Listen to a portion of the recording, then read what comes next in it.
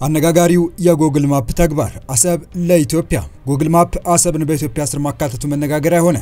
የኢትዮጵያ አሰብን በኃይል መቆጣጠር ፍላጎትን ያሳያል የሚል ክስ በኤርትራ በኩል ቀረበ። የሻዕቢያ ሰራዊት በትግራይ ህዝብ ላይ ጥቃት መፈጸም ጀመረ። በህወሓት ታዝሎ ትግራይ የገባው ሻዕቢያ የትግራይ ህዝብ ላይ የጭካኔ በትሩን ማሳረፉ ተነገረ።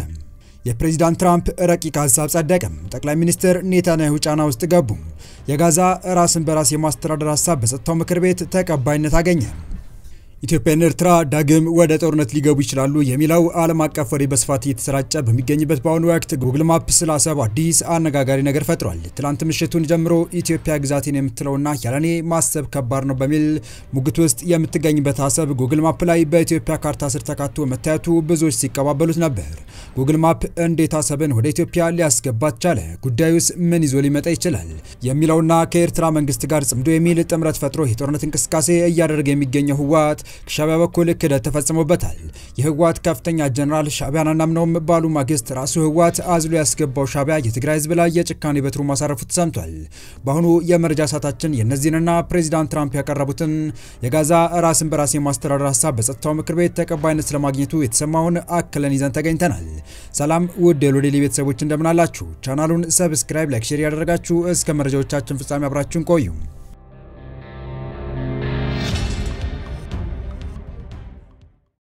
ጉግል ማፕ አሰብን በኢትዮጵያ ስር ያካተተ ማፕ ይፋ ማድረጉ እያነጋገረ ነው። አሰብ በጉግል ካርታዎች ውስጥ እንደ ኢትዮጵያ አካል ማካተት የተለያዩ እንድምታዎች ሊኖሩት እንደሚችልም በስፋት እየተነገረ ይገኛል። በኢትዮጵያና በኤርትራ መካከል ያለው ውጥረት ወይም ግጭት ከግምት ውስጥ በማስገባትም አንዳንድ አካላት ሊፈጠር ይችላል የሚሉትን ነገር እየዘረዘሩ ይገኛሉ። የጉግል ማፕ አሰብን የኢትዮጵያ አካል አድርጎ ማቅረቡ የፖለቲካ ውጥረትን የበለጠ ሊያሳድገው እንደሚችልም እየተገለጸ ይገኛል። አሰብ ኤርትራ ትልቅ ቦታ የምትሰጠው የወደብ ከተማ ሆኖ ሳለ እንደ ኢትዮጵያ አካል መገለጹ በሁለት ሀገሮች መካከል ያለውን የፖለቲካ ውጥረት ሊያባብሰው እንደሚችልም ታምኖበታል። እንደዚህ ያሉ ድርጊቶች በሁለቱም ሀገሮች የህዝብ ስሜት ላይ ተጽዕኖ ሊያሳድሩ ይችላሉም እየተባለ ይገኛል።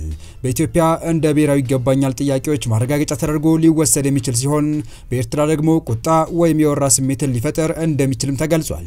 እንደ ጉግል ካርታዎች ባሉ መድረኮች ላይ ድንበሮችንና ግዛቶችን ማሳየት በማህበራዊ ሚዲያ ላይ የተሳሳተ መረጃና ሞቅ ያለ ውይይት ሊያስከትል ይችላል የሚሉ አንዳንድ አስተያየት ሰጪዎች ይህም ተጨማሪ ግጭት ወይም አለመረጋጋት ሊያስከትል ይችላል ሲሉም እየገለጹ ይገኛሉ። የአሰብ ወደብ በኢትዮጵያ ካርታ ተካሎ መታየት በብዙሃኑ ዘንድ ትልቅ መነጋገሪያ የሆነ ሲሆን በተለይም ኢትዮጵያውያን በየማህበራዊ ሚዲያዎች ሲቀባበሉ ተስተውሏል። ምንም እንኳን በየማህበራዊ ሚዲያ አሰብ ወደ ኢትዮጵያ ተካለለ ተብሎ በስፋት ቢወራም ጉግል በሰጀሽን ሎኬሽን የሚቀይር መሆኑ ማወቅ ይገባል ሲሉ አስተያየት ሰጪዎች ሲገልጹ ተደምጠዋል። የሆነ ሆኖ ኢትዮጵያና ኤርትራ በአሰብ ወደብ ጉዳይ ተፋጠው በሚገኙበት በአሁኑ ወቅት ይህ ክስተት መፈጠሩ ውጥረቱን ከፍ ሊያደርገውና የቃላት ጦርነቱን ሊያፋፍሙ ይችላል እየተባለም ይገኛል።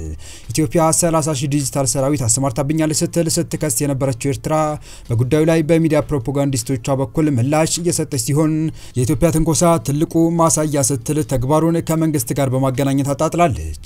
በዚህም ኤርትራ ድንጋጤ ውስጥ እንደገባች እየተነገረ ሲሆን ኢትዮጵያ አሰብን ያካተተ ካርታ እያዘጋጀች ነው የሚለው ቀሳዋንም ዳግም ጀምራለች። ኢትዮጵያ በሚዲያ ሰራዊቶቿ በኩል አሰብን ያካተተ ካርታ በሶሻል ሚዲያው ላይ በስፋት ስታሰራጭ ነበር ያለችው ኤርትራ ይህ ከዚያ የቀጠለ የኢትዮጵያ መንግስት ዘመቻ ነው ስትልም ለዲያሎ ቅርብ በሆኑ ሚዲያ አክቲቪስቶቿ ዘንድ አሰራጭታለች። የኢትዮጵያን ካርታ በቅርጽ የምትሰሩ፣ በስዕል የምትስሉ፣ በጥልፍ የምትጠልፉ የኢትዮጵያ ካርታ አሰብ የተካተተበት ይሁን የሚል ትዕዛዝ ተሰጥቷቸዋል ያለችው ኤርትራ ይህንን አዋጅ ሰምቶ እንዳልሰማ የሚሆን ሁሉ ማስጠንቀቂያ ተሰጥቷል በማለት በገዛ የሚዲያ ሰራዊቶቿ በኩል ስታሰራጭ እንደነበረ የቅርብ ጊዜ ትውስታችን ነው። የኢትዮጵያ መንግስት አንድ ነገር በተናገረ ወይም በከወነ ቁጥር ፈጣን ምላሽ የምትሰጠው ኤርትራ ከኢትዮጵያ ጋር የቃላት ጦርነቱን የተያዘችው ሲሆን ኢትዮጵያ ግን ለኤርትራ ተራሩ ባልታዎች ተደጋጋሚ ምላሽ ስትሰጥ አይደመጥም። አሁንም ከጉግል ማፑ ጋር ተያይዞ ስለተነሳው የሶሻል ሚዲያ ውዝግብ እንዲሁ ኤርትራ ስለሰጠችው ምላሽ በኢትዮጵያ መንግስት በኩል እስካሁን ሰዓት ድረስ ምንም የተሰጠ ምላሽ እንደሌለ ነው ለማወቅ የተቻለው።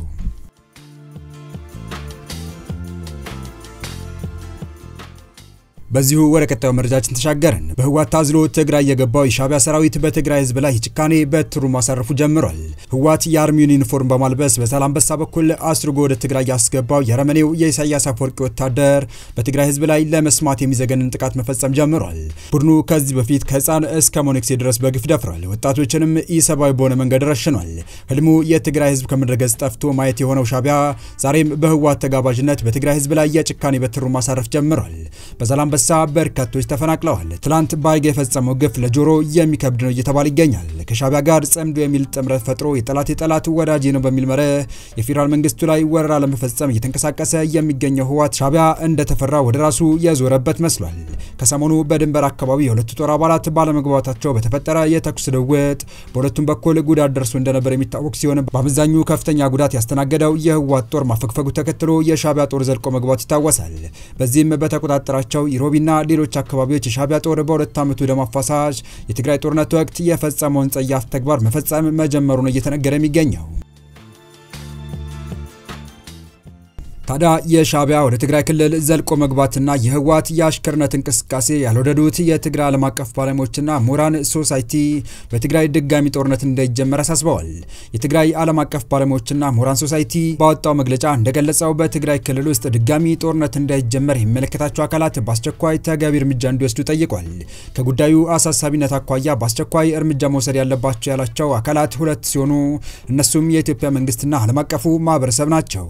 ጂኤስቲኤስ ባወጣው መግለጫ ዓለም አቀፉ ማህበረሰብ በሚል የገለጻቸው በተለይ የአፍሪካ ህብረት፣ ኢጋድ፣ የአውሮፓ ህብረት፣ አሜሪካና እንግሊዝ ሲሆኑ እነዚህም በፕሪቶሪያው የሰላም ስምምነት ላይ ከአመቻችነት ጀምሮ ፊርማው ሲፈጸም በታዛቢነት መገኘታቸውን ጠቅሷል። በመግለጫው በትግራይ ውስጥ ድጋሚ ጦርነት ከመጀመሩ በፊት ሁለቱም አካላት በአስቸኳይ ማድረግ የሚገባቸውን ጉዳዮች በዝርዝር አስቀምጧል። እነሱም ከኢትዮጵያ መንግስት በኩል በፕሪቶሪያው ስምምነትና በናይሮቢ ዲክላሬሽን መሰረት ከኢትዮጵያ መከላከያ ሰራዊት ውጪ የሆኑ ኃይሎች ከምዕራብ ከደቡባዊና ሰሜናዊ ትግራይ ክፍሎች በአስቸኳይ እንዲወጡ በእነዚህም አካባቢዎች የተመሰረቱ ሁሉም ህገወጥ አስተዳደሮች እንዲፈርሱና የትግራይ ህገ መንግስታዊ ወሰን ከጦርነቱ በፊት ወደ ነበረበት እንዲመለስ በፕሪቶሪያው ስምምነትና በዓለም አቀፍ መልካም ተሞክሮ መሰረት ተፈናቃዮች ደህንነታቸው፣ ክብራቸውና ፈቃደኝነታቸው በተጠበቀ መልኩ ወደ ቤታቸው፣ መሬታቸውና ንብረታቸው እንዲመለሱና መልሶ የማቋቋም ድጋፍ እንዲያገኙ ማንኛውም ጦርነት ቀስቃሽ ንግግር እንዲቆምና የትግራይ ህዝብ ሰላም መልሶ መቋቋምና ፈውስ እንደሚፈልግ መቀበል በትግራይ ውስጥ የሚገኙ አንዳንድ ጦርነት ናፋቂና ኃላፊነት የማይሰማቸው የፖለቲካ ወይንም ወታደራዊ ተዋናዮች የሚያቀርቧቸውን ማናቸውን መፈክሮች ወይንም መግለጫዎች የትግራይ ህዝብ እውነተኛ ፍላጎት አድርጎ ከመቀበል እንዲቆጠብ ትግራይንና መላው አገሪቱን በሚመለከቱ ጉዳዮች ህጋዊ፣ ህገ መንግስታዊ፣ አስተዳደራዊና ፖለቲካዊ መንገዶች እንዲከተል የፌዴሬሽን ምክር ቤትና የህዝብ ተወካዮች ምክር ቤትን ጨምሮ በፌዴራል ተቋማት የትግራይ ህዝብ ህጋዊ ድምጾችና መብቶች እንዲከበሩ በትግራይ ውስጥም ሆነ በመላው አገሪቱ እንዲሁም በድንበር አቅራቢያ የሚገኙትን ጨምሮ የህዝቡን ደህንነት ህልውና እንዲከበር ማድረግ የሚሉ ናቸው። ጂኤስቲኤስ ከዓለም አቀፍ ማህበረሰብ የሚጠበቁ ያላቸው ነጥቦች ደግሞ የፌዴራል መንግስቱና የትግራይ ባለስልጣናት ለፕሪቶሪያው የሰላም ስምምነትና አፈጻጸሙ ተገዢ እንዲሆኑ ሁሉንም ዲፕሎማሲያዊና ፖለቲካዊ ጫና ማድረግ፣ የኢትዮጵያ መንግስት በህገ መንግስቱ እውቅና ከተሰጠው የትግራይ ግዛት ውስጥ ከመከላከያ ሰራዊት ውጪ የሆኑ ኃይሎችን ያለ ቅድመ ሁኔታ በፍጥነትና ሙሉ በሙሉ እንዲያስወጣ መጠየቅ፣ ተፈናቃዮችንም እንዲመልስ ማሳሰብ፣ የትግራይ ግዛቶችን በተቆጣጠረው ድንበር አቅራቢያ የሚገኙ ማህበረሰቦችን ህልውና አደጋ ላይ በጣለውና በኢትዮጵያ ውስጣዊ ጉዳይ ብሎም በአፍሪካ ቀንድ ጣልቃ እየገባ በሚገኘው የትግራይ መንግስት ላይ ተጨባጭ እርምጃ እንዲወስድ የሚሉ ናቸው። ወደ መጨረሻው መረጃ ስንሻገር ፕሬዚዳንት ትራምፕ ያቀረቡት የጋዛ ራስን በራስ የመወሰንና የማስተዳደር ረቂቅ የውሳኔ ሐሳብ በጸጥታው ምክር ቤት ጸደቀ። የተባበሩት መንግስታት ጸጥታው ምክር ቤት በአሜሪካ ፕሬዚዳንት ዶናልድ ትራምፕ ጋዛና ፍልስጤማውያንን በሚመለከት ያቀረቡትን ረቂቅ ውሳኔ ሰኞ ዕለት አጽድቋል። 5 ቋሚ አባላትና 10 ተለዋዋጭ አባላት ባሉት ምክር ቤት የቀረበውን የውሳኔ ሐሳብ 13 ሀገሮች ድጋፍ ሲሰጡት ሩሲያና ቻይና በድምጽ ታቅበው አልፈውታል። እስራኤል በስብሰባው ላይ እንድትገኝ ቢፈቀድላትም ድምጽ መስጠት ግን አልቻለችም። በተጨማሪም በስብሰባው ላይ በመጨረሻ ደቂቃ በውሳኔ ሐሳቡ ላይ ስለ ፍልስጤም ሀገረ መንግስት የሰፈረው አገላለጽ እንዲወጣ ግፊት ብታደርግም ሳይሳካ መቅረቱን የሚድል ኢስት ዘገባ ያመለክታል። አሜሪካ ስለ ፍልስጤም መንግስትነት በሰነዱ ላይ የቀረበውን አገላለጽ ባለበት እንዲቀጥል ማድረጓ የትራምፕ አስተዳደር ከእስራኤል ተቃውሞ ባሻገር ከቁልፍ ሙስሊም አጋሮቹ ጋር ያለውን የጠበቀ ግንኙነት ለማስቀጠል አቋም መያዙን ጠቋሚ መሆኑ በዘገባው ተጠቅሷል። በመጀመሪያ ሰነዱ ሲዘጋጅ አሜሪካ የፍልስጤምን ራስ በራስ የመወሰን መብት ሳታካትት ቀርታ የነበረ ቢሆንም ሙስሊምና አረብ ሀገሮችን ለማረጋጋት ለውጡ እንዲካተት ተደርጓል። በምክር ቤቱ የጸደቀው ውሳኔ የፍልስጤም አስተዳደር ማሻሻያ ካደረገና የጋዛ መልሶ ማልማት ከተረጋገጠ የፍልስጤም ራስን በራስ የመወሰንና ወደ ሀገርነት የሚወስደውን ጥርጊያ መንገድ የሚያደላድል ሁኔታ ሊፈጠር ይችላል የሚልም አስፈሯል። የተወደዳችሁ የቻናላችን ቤተሰቦች ለአሁኑ ለእናንተ የመጠናሉ ብታደምጧቸው ታተርፉባችኋላችሁ ብለን የመረጥንላችሁ ዕለታዊ መረጃዎቻችን እስካሁን ያደመጣችኋቸው ነበሩ። በተመሳሳይ ሀገራዊና ቀጠናዊ ጉዳዮች እንዲሁም ዓለም አቀፋዊ የጂኦፖለቲካ ወታደራዊና አነጋጋሪ ክስተቶችን ለበለት ተከታትለን በትኩስ ይዘን እንደምንቀርብ እያሳወቅን የቻናሉ ቤተሰብ ካልናችሁ ሰብስክራይብ፣ ቪዲዮን ላይክ እና ሼር በማድረግ ተደራሽነታችን ታሰፉ ዘንድ አክብሮታዊ ግብዣችን ነው። አበቃን። ሰናይ ጊዜን ተመኘን።